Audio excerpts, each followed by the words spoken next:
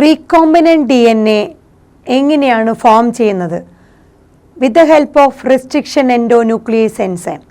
Restriction endonuclease എൻസൈമിൻ്റെ സഹായത്തോടു കൂടി എങ്ങനെയാണ് ഒരു റീകോമ്പിനന്റ് DNA ഫോം ചെയ്യുന്നത്?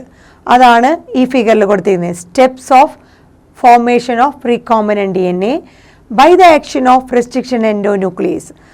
ഇവിടെ യൂസ് ചെയ്യുന്ന എൻസൈം ECOR1 എന്ന് പറഞ്ഞ എൻസൈമാണ്. നമ്മൾ പറഞ്ഞിരുന്നു ECOR1 എങ്ങനെയാണ് ആ പേര് വന്നത്. സോ ECOR1 എന്ന് പറഞ്ഞ റെസ്ട്രിക്ഷൻ എൻഡോന്യൂക്ലിയേസ് എന്ന് പറഞ്ഞ എൻസൈമിൻ്റെ സഹായത്തോടു കൂടി ഒരു റീകോമ്പിനന്റ് DNA എങ്ങനെ ഉണ്ടാക്കിയെടുക്കാം, ഫോം ചെയ്തെടുക്കാം. സോ റെസ്ട്രിക്ഷൻ എൻസൈമിൻ്റെ ആക്ഷനും കൂടെയാണ് ഇവിടെ മെയിനായിട്ട് പറയുന്നത്. സോ ഇത് നമ്മുടെ വെക്റ്റർ DNA, ഇതാണ് നമ്മുടെ വെക്റ്റർ DNA, ഇതാണ് നമ്മുടെ ഫോറിൻ DNA. സോ വെക്റ്റർ DNAയുടെ ആ ഡബിൾ സ്ട്രാൻഡ് കാണിച്ചിരിക്കുന്നു. ഒരു പെർട്ടിക്കുലർ പൊസിഷൻ മാത്രം അതിൻ്റെ സീക്വൻസ് എഴുതി കാണിച്ചിരിക്കുന്നു. GAATTC, അതിൻ്റെ ഓപ്പോസിറ്റും അതേപോലെ തന്നെ GAATTC. സോ വെക്റ്റർ DNAയുടെ ഒരു ഭാഗം പിന്നെ DNA സീക്വൻസ് ഉള്ള ഭാഗം കാണിച്ചിരിക്കുന്നു. അതുപോലെ തന്നെ ഫോറിൻ DNA ആണ് ഈ കാണിച്ചിരിക്കുന്നത് ബ്ലാക്ക് കളറിൽ. അതിൻ്റെയും DNA സീക്വൻസുകൾ രണ്ട് സ്ട്രാൻഡിലും കാണിച്ചിട്ടുണ്ട്. സോ ഫോറിൻ DNA എന്നതിലും അതിൽ GAATTC, അതിൻ്റെ ഓപ്പോസിറ്റ് GAATTC. സോ ഒരു വെക്റ്റർ DNAയും ഫോറിൻ DNAയും നമ്മൾ എന്ത് ചെയ്യുന്നു? ഈ വെക്റ്റർ DNAനെയും ഫോറിൻ DNAനെയും കമ്പൈൻ ചെയ്ത് റീകോമ്പിനന്റ് DNA ആയിട്ട് മാറ്റുന്നു. സോ വെക്റ്റർ DNAനെ ഏത് റെസ്ട്രിക്ഷൻ എൻസൈം വെച്ചിട്ടാണോ കട്ട് ചെയ്തേ അതേ റെസ്ട്രിക്ഷൻ എൻസൈം വെച്ചിട്ട് തന്നെ ഫോറിൻ DNAനെയും കട്ട് ചെയ്യുന്നു. റെസ്ട്രിക്ഷൻ എൻസൈമിൻ്റെ പ്രത്യേകത എന്താണ്? ഈ എൻസൈം രണ്ട് DNA സ്ട്രാൻഡിനെയും ഒരേ സ്ഥലത്ത് തന്നെ കട്ട് ചെയ്യുന്നു. റെസ്ട്രിക്ഷൻ എൻഡോന്യൂക്ലിയസ് പ്രത്യേകത നമ്മൾ പറഞ്ഞു. Double stranded DNA, double helix double stranded DNAയുടെ സെയിം സൈറ്റിൽ, അത് between two different base pair, ആ രണ്ട് ബേസ് പെയറിൻ്റെ ബിറ്റ്വീൻ ഓപ്പോസിറ്റ് ആയിട്ടുള്ള അവിടെ തന്നെയാണ് മറ്റേ സ്റ്റാൻഡിലും കട്ട് ചെയ്യുന്നത്. So vector DNA, foreign DNA. ഇവിടെ നമ്മുടെ ECOR1 എന്ന് പറഞ്ഞ ആ റെസ്ട്രിക്ഷൻ എൻസൈം കട്ട് ചെയ്യുന്നത് G&A ഇതിൻ്റെ ഇടയിലാണ്. ഇവിടെ ഒരു ഏരോ മാർക്ക് കാണിച്ചിട്ടുണ്ട്. Gൻ്റെയും Aൻ്റെയും ഇടയിലുള്ള ഏരോ മാർക്ക്. അതിൻ്റെ ഓപ്പോസിറ്റ് സ്ട്രാൻഡിലും അങ്ങനെ തന്നെയാണ്. ആൻറ്റി പാരലായിട്ട് കാണിക്കുമ്പോൾ Gൻ്റെയും Aൻ്റെയും ഇടയിലാണ് ഒരു ഏരോ മാർക്ക് കാണിച്ചിരിക്കുന്നത്. സോ അതിൻ്റെ അർത്ഥം വെക്റ്റർ DNAയുടെ രണ്ട് സ്റ്റാൻഡിലും ഈ ECOR1 എന്ന് പറഞ്ഞ റെസ്ട്രിക്ഷൻ എൻസൈം Gൻ്റെയും Aൻ്റെയും ഇടയിലാണ് കട്ട് ചെയ്യുന്നത്. ഇവിടെ അതെ Gൻ്റെയും Aൻ്റെയും ഇടയിൽ കട്ട് ചെയ്യുന്നു. സോ എന്ത് സംഭവിക്കുന്നു? സ്വാഭാവികമായിട്ടും ഇവിടെ ഒരു കട്ട് സംഭവിക്കുന്നു. ഇവിടെ ഒരു കട്ട്, ഇവിടെ ഒരു കട്ട്, Gൻ്റെയും Aൻ്റെയും ഇടയിൽ. അതുപോലെ തന്നെ നമ്മുടെ ഫോറിൻ DNAനെയും ECOR1 നമ്മുടെ DNA ബേസുകളെ Gൻ്റെയും Aൻ്റെയും ഇടയിൽ കട്ട് ചെയ്യുന്നു. അതേപോലെ അതിൻ്റെ ഓപ്പോസിറ്റ് സ്ട്രാൻഡിലും. So ECOR1 cut the DNA between bases G and A only when the sequence GAATTC present. So GAATTC എന്ന് പറഞ്ഞൊരു ബേസ് സീക്വൻസിനെയാണ് നമ്മുടെ ECOR1 റെക്കഗ്നൈസ് ചെയ്യുന്നത്. ഓരോ റെസ്ട്രിക്ഷൻ എൻസൈംസും ഒരു പെർട്ടിക്കുലർ ആയിട്ടുള്ള ബേസ് സീക്വൻസുകളെയാണ് റെക്കഗ്നൈസ് ചെയ്യുന്നത്. അതുകൊണ്ട് ആ ബേസ് സീക്വൻസ് ആ എൻസൈമിൻ്റെ റെക്കഗ്നേഷൻ സീക്വൻസ് എന്നറിയപ്പെടുന്നു. സോ നമ്മുടെ ECOR1 ഐഡൻറ്റിഫൈ ചെയ്യുന്ന റെക്കഗ്നേഷൻ സീക്വൻസ് എന്ന് പറയുന്നത് എന്താണ്? GAATTC എന്ന് പറഞ്ഞ റെക്കഗ്നേഷൻ സീക്വൻസ് കണ്ടു കഴിഞ്ഞാൽ ECOR1 Gൻ്റെയും ഇടയിലും പോയിട്ട് കട്ട് ചെയ്യുന്നു. സോ ECOR1 എന്ത് ചെയ്യുന്നു? Between bases of G and A cut ചെയ്യുന്നു, കട്ട് ചെയ്യുന്നു ബിറ്റ്വീൻ G and A. Gൻ്റെയും ഇടയിൽ ഈ രണ്ട് ബേസിൻ്റെ ഇടയിൽ ECOR1 കട്ട് ചെയ്യുന്നു.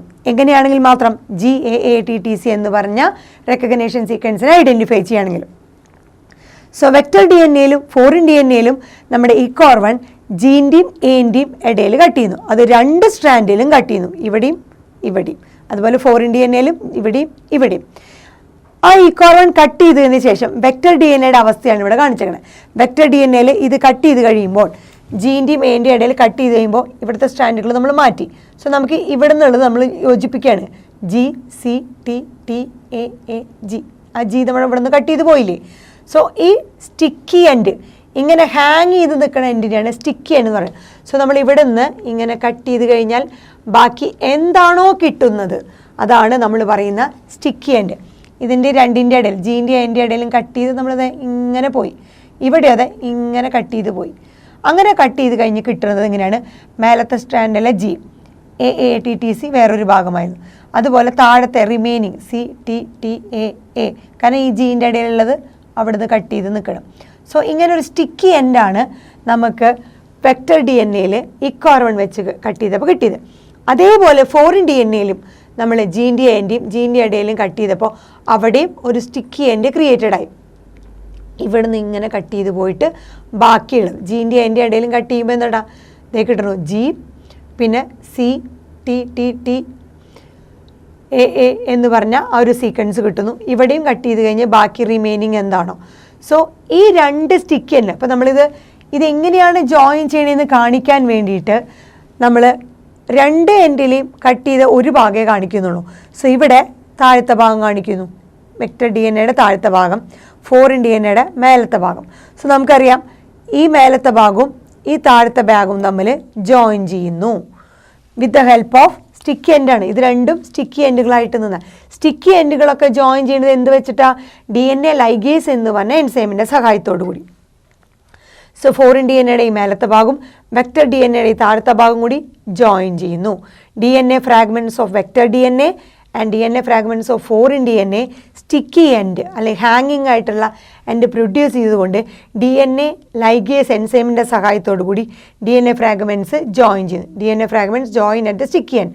അങ്ങനെ നമുക്ക് ഫോം ചെയ്യണു ഇത് വെക്റ്റർ DNA, അതിൻ്റെ സീക്വൻസ് നമ്മുടെ സ്റ്റിക്കി എൻഡ് അതിൻ്റെ മേലെ വന്ന് ജോയിൻ ചെയ്തു, വെക്റ്റർ DNA ഭാഗം ഫോറിൻ DNA ഭാഗം.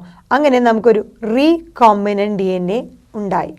സോ ഒരു റീകോമ്പിനൻ്റ് DNA പ്രൊഡ്യൂസ് ചെയ്യണമെങ്കിൽ വെക്റ്റർ DNAയും ഫോറിൻ DNAയും ഏത് രണ്ട് DNAനെയാണോ നമുക്ക് ജോയിൻ ചെയ്ത് ഒരു പുതിയ റീകോമ്പിനൻ്റ് DNA ആക്കി മാറ്റേണ്ടത്, അപ്പോൾ വെക്റ്റർ DNAനെയും ഫോറിൻ DNAനെയും ഒരേപോലത്തെ റെസ്ട്രിക്ഷൻ എൻസൈം വെച്ച് കട്ട് ചെയ്യേണ്ടതായിട്ടുണ്ട്.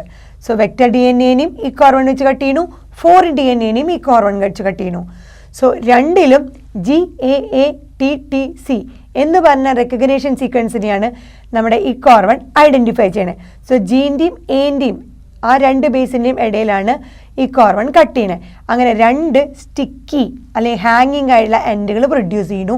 ആ ഹാങ്ങിങ് എൻഡുകൾ DNA ലൈഗേസിൻ്റെ സഹായത്തോടു കൂടി ഇവിടെ ഹൈഡ്രജൻ ബോണ്ടുകൾ ഫോം ചെയ്ത് അതൊരു റീകോമ്പിനൻ്റ് DNA ആയിട്ട് മാറുന്നു. ഇങ്ങനെയാണ് ഒരു റീകോമ്പിനൻ്റ് DNA റെസ്ട്രിക്ഷൻ എൻസൈമിൻ്റെ സഹായത്തോടു കൂടി ഫോം ചെയ്യുന്നത്.